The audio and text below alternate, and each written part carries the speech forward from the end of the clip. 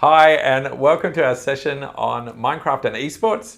My name is Mark Savory. I'm the head of e-learning at Emmanuel College on the Gold Coast, and I'm thrilled to be joined by Jason Lane here from Villanova College. He's the e-learning pedagogy leader. Jason, can you tell us a little bit about yourself, what your role entails, and I guess your school's involvement with Minecraft and esports? Sure, yep. Good to be here with you, Mark, and with everyone out there. I'm the e-learning pedagogy leader at Villanova College, and my role is to support and to help develop the use of technology in education at Villanova College. So we're quite a large Catholic independent college, all boys, and so that's why in my context Minecraft just works, because boys love Minecraft. And I would have to say that we probably use it on a daily basis in certain curriculum areas. One of those is mine, where I teach a project-based subject, and we use Minecraft in varied ways in that subject. So we're very much on about use of digital tools, and Minecraft is a great example of an educational tool that helps us support innovation, collaboration, creativity, and very diverse ways to approach problem solving. So that's some background about me and what we're doing at Villanova College in the digital pedagogy space. And Mark, what about you, your role at Emmanuel? Yeah, I love that. I love what your school is doing with that. And for me at Emmanuel as well, we certainly love Minecraft. We use that across our primary and even some high school design classes, and dabble in Minecraft as well. But particularly in the junior school, there's such benefit in that collaboration and that developing team, and even in year 2 in STEM, they do a collaborative build that again is teaching them from that early age how to work together, how to collaborate to develop these skills and 21st century skills that we're embedding. So we use Minecraft a lot at Emmanuel. We've been involved with esports for the last couple of years as well, running an esports club in our year 6s, and this year that's extended to 7 and 8. So we love seeing tools that come available that we can do to utilise these technologies available. That's great. So I guess, there are probably some people out there that maybe have not even had exposure to Minecraft. So can you give us a little bit of information about what Minecraft is? What are the benefits? How can you use that? Yeah, sure. So, well, first of all, when we're talking about Minecraft, we're talking about Minecraft Education Edition. And that is the more recent iteration of Minecraft, which is part of, in many schools, one of the ways that they sign in using Office 365. That's how we kind of get into the Minecraft Education Edition platform. So most schools probably have some kind of subscription that gives them access to the Minecraft Education Edition game. And when we're talking about Minecraft Education Edition, and more broadly Minecraft, it's a sandbox game. And if you haven't heard of that term before, sandbox means without rules, without limits. There's no end game. It's not as though you're trying to reach an end goal, because sometimes the goal is only known once you are in this sandbox environment. And that's one of the great things about Minecraft Education Edition, that it does give students and teachers and communities the ability to build out anything they want to in this space. And as we've said before, that's a great way to support creativity for people to come together and to work collaboratively. There's lots of problem solving once you are working in a sandbox space, because there's so many problems that you may wish to consider solving, and sometimes even defining what the problem is part of that whole sandbox game journey. It all comes down to the imagination and the engagement of the students and the teachers that use Minecraft, and that's why I think it's having such a great uptake in schools, and more recently as an esports option as well. Interestingly as well, the Education Edition, if you're unfamiliar with it, has some great security features built into it. As I said before, students and teachers have to sign in using their college or their school credentials, And as such, you always know who people are in Minecraft Education Edition. You'll always see the official name of the person in the game. So students and teachers can't change their names, and they can change their appearance, which is great, but they can't change who they are. So just like you know all the students in your classroom, you know all the players in Minecraft Education Edition. And as a teacher, you know, we love that comfort in knowing you've still got control of your class and you've got control of that digital environment as well. So that's really valuable. Yeah, completely agree. Yeah. And look, we know that esports is certainly growing in schools, and I guess there are lots of benefits of that digital gaming and learning in digital games as well, aren't there? Absolutely. I think that we can't think that students don't learn through game-based platforms, and there is a misconception, I would say, in some parts of education where as soon as you introduce a game into the curriculum, people think, oh, they're just going to play. They're not actually learning anything, but there's so much to be gained through game-based learning, and there's quite a body of research that supports the benefits of game-based learning as well. Every time you're playing a game, you're using strategy, reasoning and judgment. You are adapting your thinking to the scenario. At the same time, games, there's successes and there's failures, and in that you are learning to be resilient. You're managing your own emotions, so there's a kind of SEL component that goes in gameplay as well. And once you start to bring that into an esports scenario as well, then you're starting to bring in interpersonal skills by working with other people in a relational sense. You're managing not just your own emotions, but those of the other people in your team. You're working towards a goal, and as you are working towards the goal, there will be successes and failures. And that is all part of learning, and it's an important component of game-based learning, just as you would experience those same kind of moments in other types of curriculum. And I think, as you spoke earlier too, just on those 21st century skills of collaboration, of critical thinking, you know, it's all just embedded into that gameplay, and so I love that. And look, I guess as we look at, you know, this Minecraft Education Edition in esports as well, you know, there is a real benefit in this tool for esports, isn't there? Absolutely. I think that sports is a big thing in schools, but when I see in my context of a boys' school, you tend to see the same kids missing out, the same kids that sit on the sidelines or just don't get involved. They're students that may even take days off if there's a whole school carnival because they don't see themselves as the traditionally sporty types. And once you bring in an esports opportunities, it's amazing how these students kind of come out of the corners and they come off the margins, and they find that there is a place for them to demonstrate their skill, for them to be, you know, an active participant in the community. And esports gives them that opportunity to do so. And all we're doing is, when we're talking about esports, is we're kind of wrapping a layer of structure and some kind of system of rules around how these digital games are played. As we've said before, there's an element of skill that is required to be successful in any sport, and it's no different when we're talking about digital games.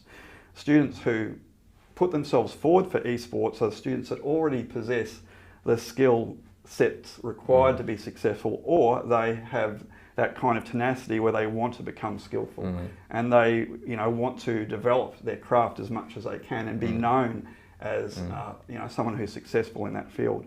So it's a great opportunity to be much more inclusive when we talk about sports in school communities.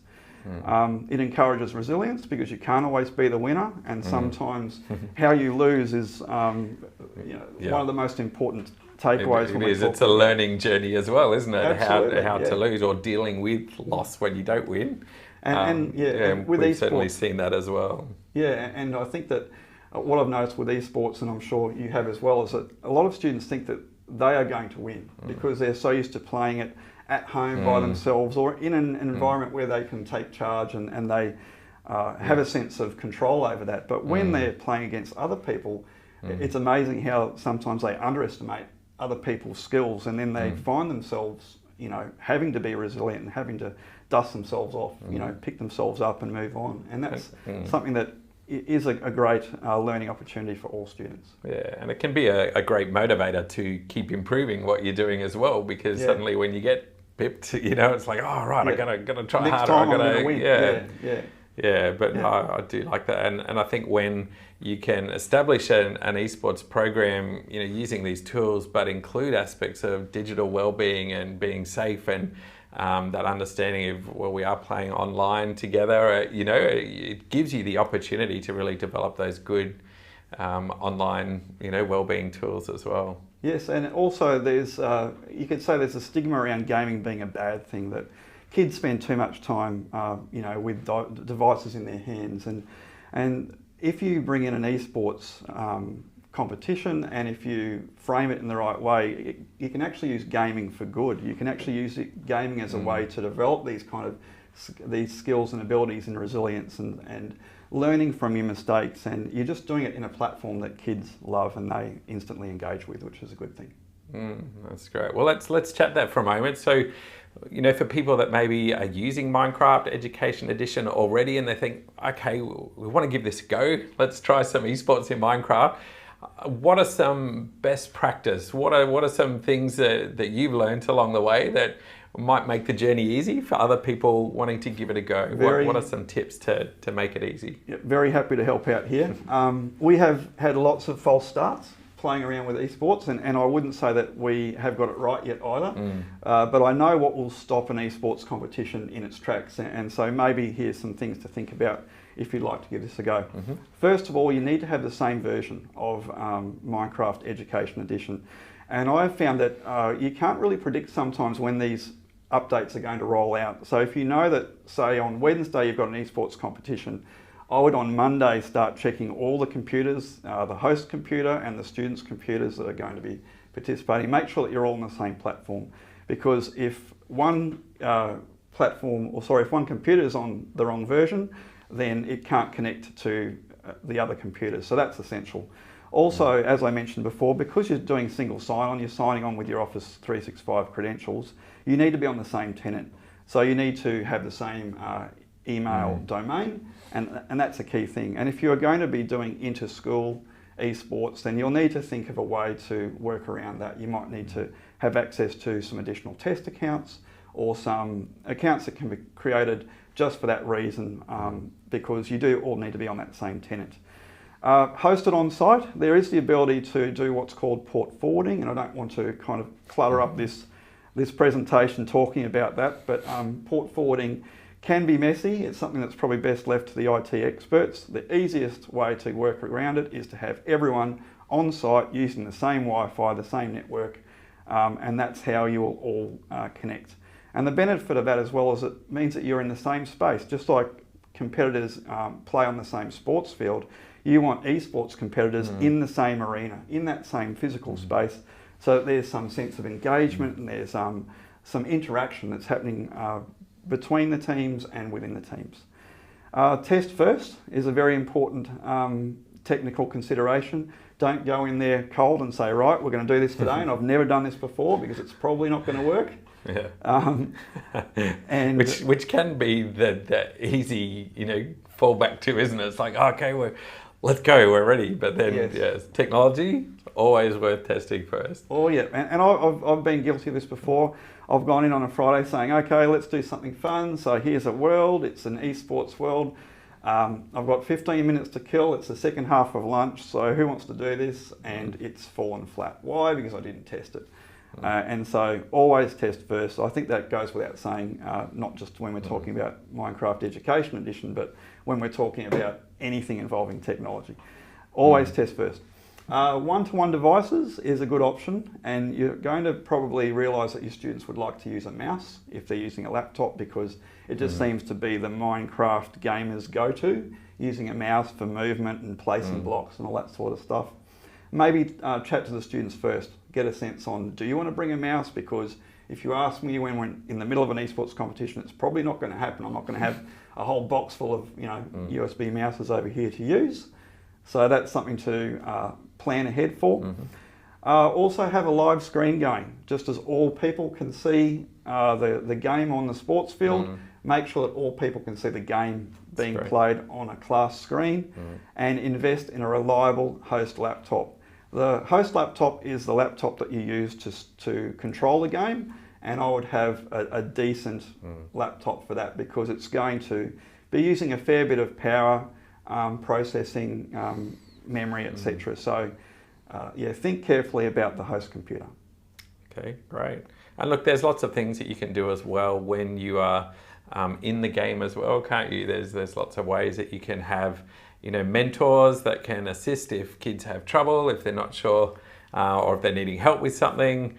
We know even in our esports games or competitions, we have cards as well that you can use as warning cards if people aren't behaving in a way that you would expect them to. You know, and I love that in the education edition, you've still got that teacher control as well, don't you? Where you can just stop hosting. Absolutely. You can shut it down at any moment. You've got complete control over there, and even being able to pause a game for digital breaks. You know, and those tools are there so that you can really engage as fully as you can with the activity. Very important. I think that we're talking not just about technical best practices, but also how you can control the culture of the esports game, because you want it to be a good experience for the students. And you know, sometimes, like in all games, things might go the wrong way, and I've found that in those moments it's best to stop hosting, screens down, have a chat, right, what's going wrong, how can we resolve this in a way that's fair and equitable for all people in the team. And again, that's an important learning opportunity, and as educators we've got to embrace those moments. We can't steer away from them. Those are, I think, the things that we need to be more mindful of, and to find ways to build that into our esports culture. No, that's great. And so look, I guess, you know, when we've looked at the benefits and some of those tips in how to run the esports with Minecraft, I guess what could be a possible structure of how people could run their competition? Okay, so what we're talking about here is you want to do esports, what can it look like? And so I've tried a few different ways to structure esports. The first thing is think about your time frame. And so what I'm going to suggest here would be done over perhaps 2 sessions. And the first thing is team formation. Give your students time to form teams. Sometimes random teams isn't the best way to go into esports, because students will want to have a chat about, right, who's good at building, who's good at doing certain things that Minecraft players or users would be familiar with, such as redstone and other things that make the game interactive and take it to another level, you could say. So spend some time on team formation. Just as there's playoffs and things like that in other sports, give some time and attention to who sits in which teams, and you'll see the benefits of that down the track.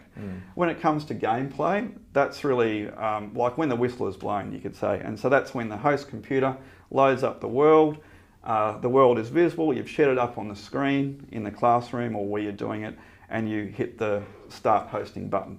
And so once that happens, you'll be conscious of time limits, the constraints that might be imposed upon you in your school environment, whether it be class time or lunch times or after school times.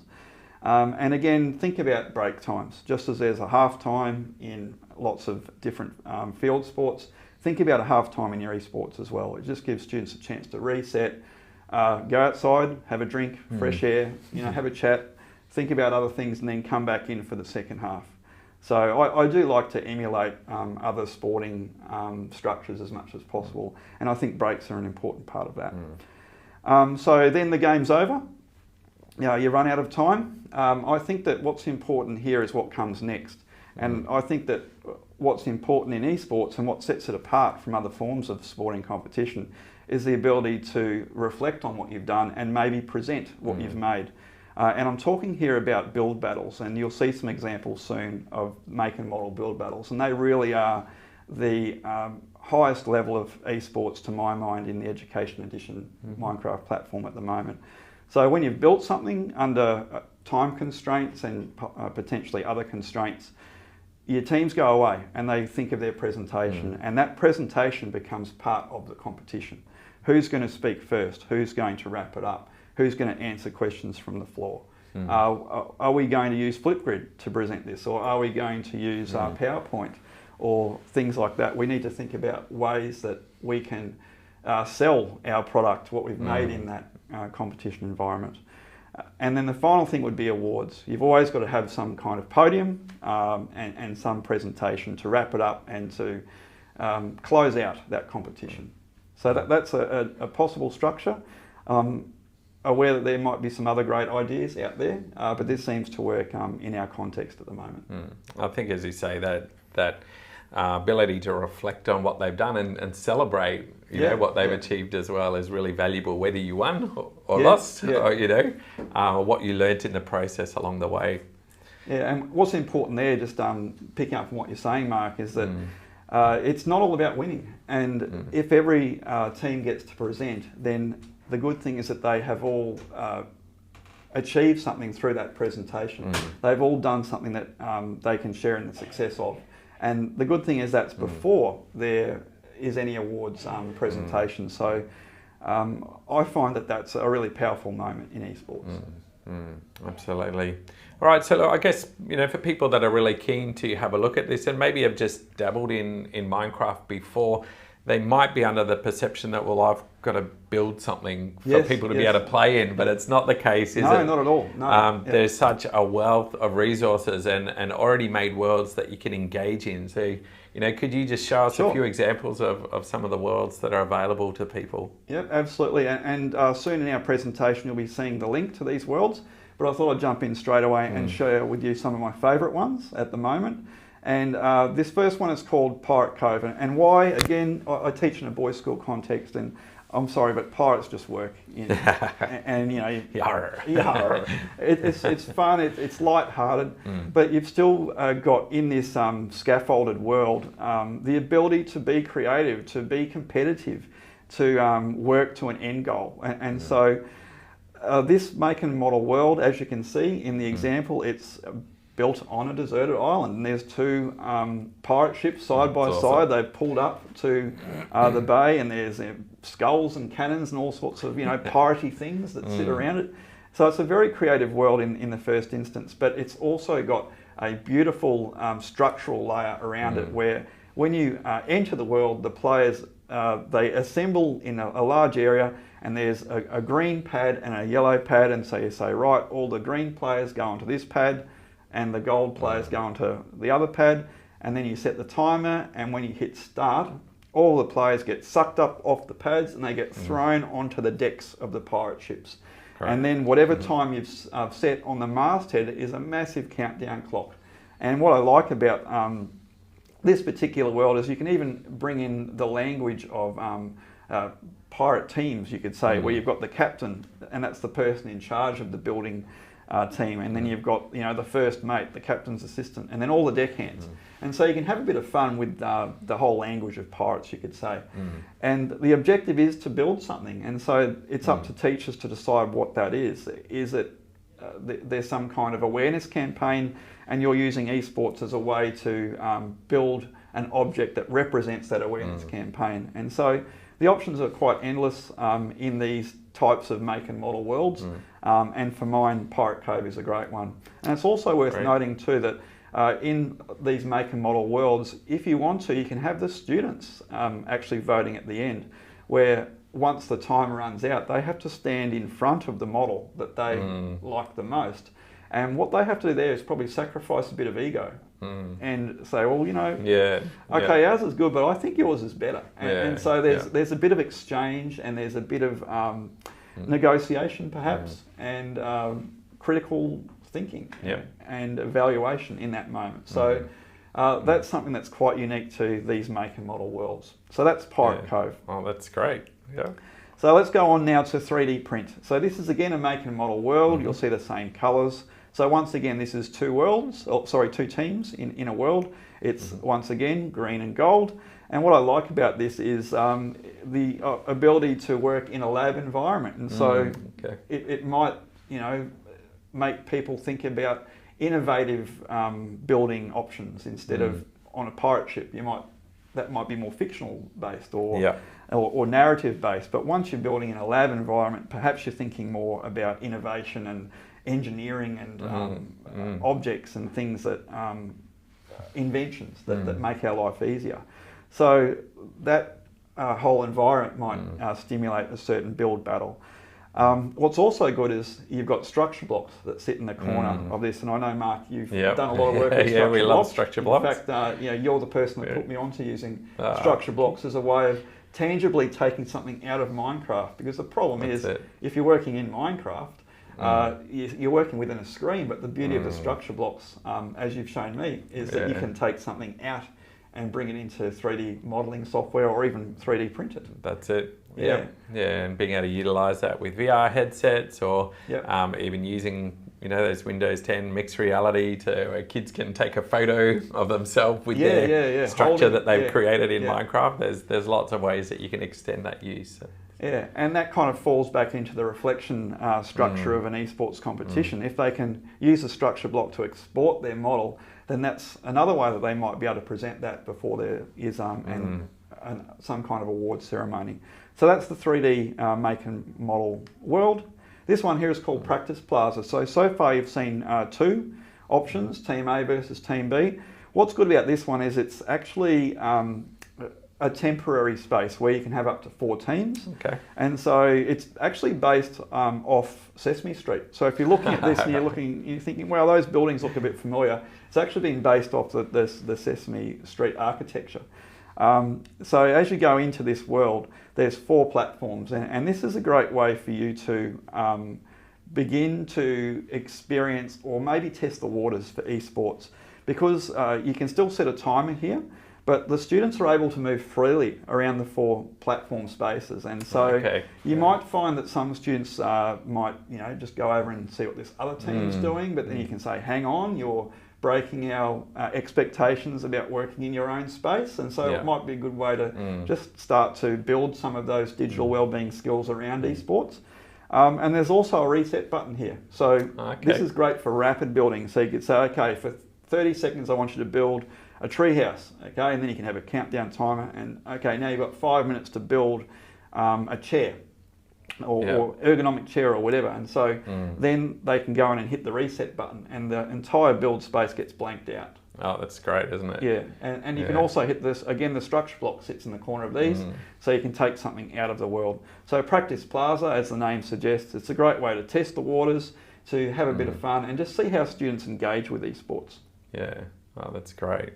There's some fantastic worlds there that you can use straight away, and I know we're just about out of time. There are a myriad of other worlds and things available. So I guess for people wanting to know where do I start, where do I get started from here? We've heard lots of things in this session today. Where can they head to, Jason? Sure.